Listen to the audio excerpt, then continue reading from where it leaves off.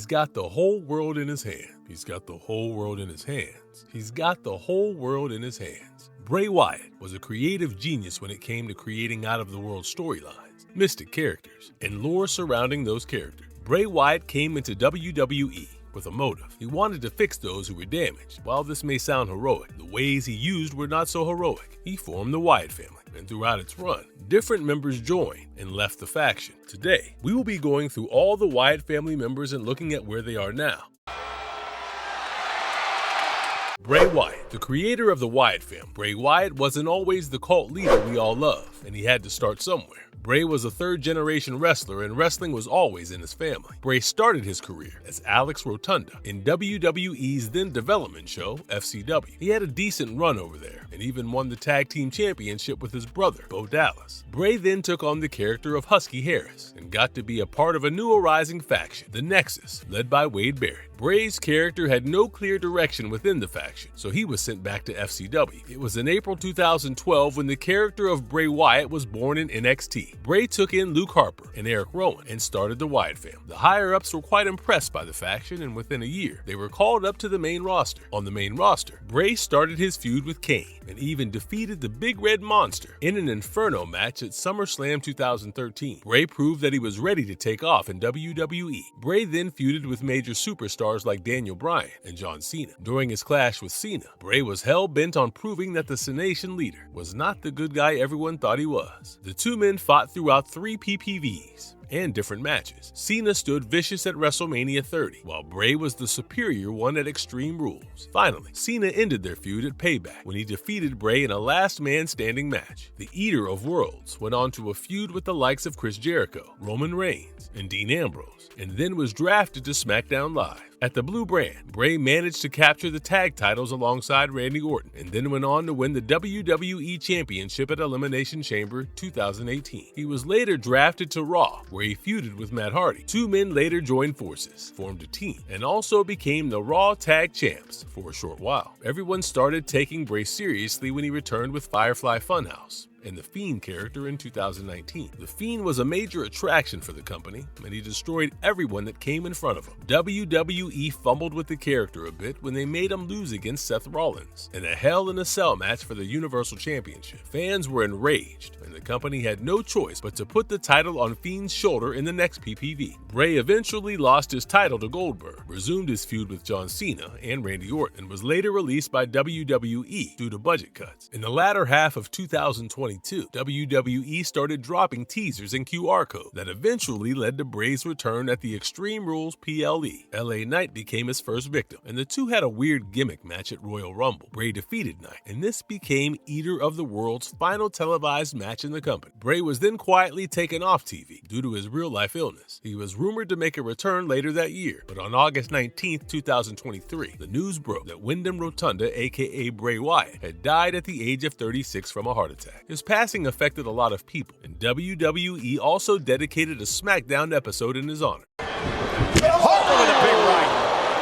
Man, oh man. Watch it. Luke Harper was the first man to join Bray's Wyatt family after teaming up with the faction for a year. On a September 2014 episode of Raw, Bray set Harper free to start his journey. WWE started to show strange eye vignettes for weeks before it was revealed that it was for a fresh, new Luke Harper. Harper started to make his mark with his single run and went on to become the Intercontinental Champion after defeating Dolph Ziggler on a November 2014 episode of Monday Night Raw. The company saw a future in Harper and booked him in a major feud between Team Cena versus Team Authority. Harper represented Team Authority, but was eliminated by Dolph Ziggler. Harper also lost his IC title to Dolph a month later in a ladders match at TLC. Harper tried to get his hands back on the mid-card title when he fought in a multi-man ladder match alongside names like Dean Ambrose and Daniel Bryan at WrestleMania 31. Harper went on to feud with Ambrose, but lost against the Lunatic Fringe at Extreme Rules 2015. Harper then rejoined the newly formed Wyatt family with a fourth member, Braun Strowman. Strowman. Harper teamed up with Bray to face the tag team of Kane and The Undertaker. The pair lost against the Brothers of Destruction and were drafted to SmackDown Live. Over at SmackDown, Harper and Bray were joined by Randy Orton. Orton helped them win the SmackDown tag titles, but Harper had his doubts about the Viper and did not trust him. The Wyatt family eventually lost their tag titles to American Alpha, and Bray blamed Harper for the loss. Harper turned on Bray and parted ways with the Eater of Worlds. Nothing was going right with Harper and his character, so he publicly asked for his release from the company. After being released, Harper joined AEW with the moniker of Brody Lee, and was revealed to be the leader of the Dark Order. Harper had a pretty good run in AEW as Brody Lee. He defeated Cody Rhodes in just 4 minutes to win the TNT Championship. Brody Lee had his final match against Chris Jericho in a dog collar match. After the match, Brody took some time off to recover from his injury. But on December 6, 2020, Brody's wife shared an Instagram post informing that her husband had sadly passed away. AEW dedicated the following Dynamite episode to honor the late wrestler, Eric Rowan. Eric Rowan's run in and outside the Wyatt family was just decent. He was mainly booked into tag team runs and never got to shine as a single superstar like his other faction mates. Rowan joined the Wyatt family after Luke Harper in NXT. The faction saw success in the development brand. Rowan and Harper even got to get their hands on the NXT Tag Team Championships. While Bray got to feud with the likes of John Cena and Daniel Bryan, Rowan and Harper were acting as Bray's henchmen. During this run, Rowan and Harper tried to win the tag team titles but lost every single time. But we have to say, Rowan did manage to get a match with The Rock at WrestleMania 32. Although he lost the match in just 6 seconds, the achievement still counts. Give yourself a pat on the back, Rowan. You got to do something. When Rowan was set free by Bray Wyatt, WWE didn't know what to do with him. He turned face and joined Team Cena at Survivor Series 2014, but was eliminated pretty early. A month later, Rowan fought Big Show in a steel stairs match. The reason for this feud was that Big Show was a bully, and Rowan did not like bullies. Yeah, that's it. While Bray was drafted to Raw, Rowan regrouped with his former faction mate Luke Harper to form the Bludgeon Brothers. The duo were repackaged, and they presented havoc on the blue brand. They even won the SmackDown Tag Team Championship at WrestleMania 34. Rowan then teamed up with Daniel Bryan when Bryan was the WWE Champion and had that nature gimmick. The gimmick was pretty good, to be honest. Rowan was pretty lost in the company after parting ways with Bryan. His last gimmick involved him carrying a mysterious creature in a covered cage. Rowan used to roam with this cage every week, scaring off his fellow wrestlers with the creature. The interest grew amongst the fans, and everyone wanted to know what was in the covered cage. As usual, WWE messed up the payoff, and the creature was shown to be a robotic toy spider. It was Vince's idea, I tell you. It was Vince all along. Rowan was later released by the company during the COVID-19 budget cuts. However, he managed to come back to the company in June 2024, now as a part of the Wyatt Six. Braun Strowman. Braun Strowman had a total of 7 professional matches before he was called up to the main roster to join the Wyatt family. Strowman was the muscles of the group and was an indestructible force. He used to throw around people like Dean Ambrose and Roman Reigns like they were nothing. Strowman helped the Wyatt family rebuild their dominance, as now they were a 4-man faction. Strowman was a great fit for the Wyatt family, but the company had other plans for him. He was drafted to the Red brand, while the rest of the Wyatt family went to SmackDown. This turned out to be a great decision, as the monster among men was able to shine on his own. Strowman started with a series of squash matches before entering his major feud with Roman Reigns. They were set to fight at the Fastlane PPV. This was the time when WWE was preparing Roman to fight The Undertaker, so Strowman was sacrificed and lost clean via pinfall. And folks, this is how WWE kills a character who was on a good momentum. Strowman went on to lose in a fatal 4-way match between him, Brock Lesnar, Roman Reigns, and Samoa Joe. Still, Strowman was given a chance to face Lesnar in a singles match for the Universal Championship.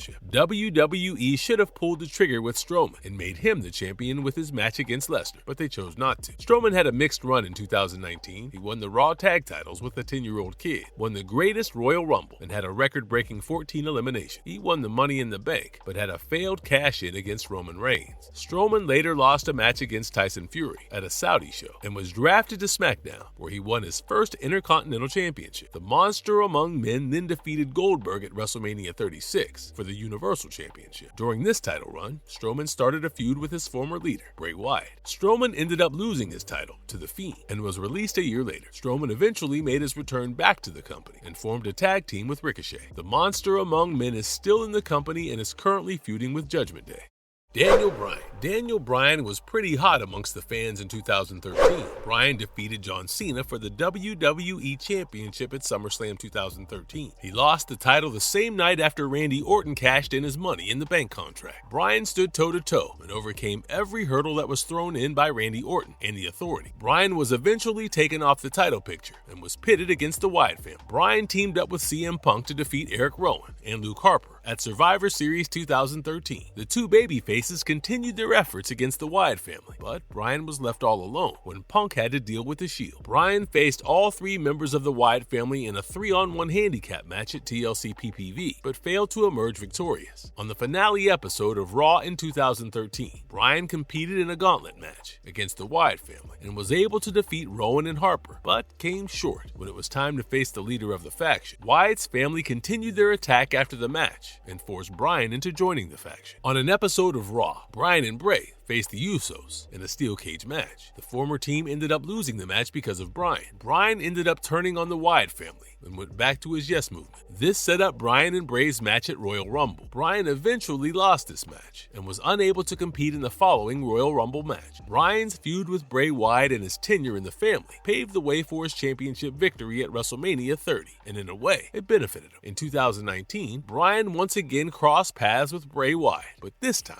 it was against The Fiend. Bryan lost his match against The Fiend at Survivor Series, and then later at Royal Rumble. On an episode of SmackDown after WrestleMania 37, Bryan had his final match in WWE against Roman Reigns for the Universal Championship. Bryan ended up losing to the Tribal Chief and left the company after the match. Bryan joined AEW with his original name, Bryan Danielson. The Red Dragon is currently a big name in WWE's rival promotion and is currently enjoying his run in creative freedom.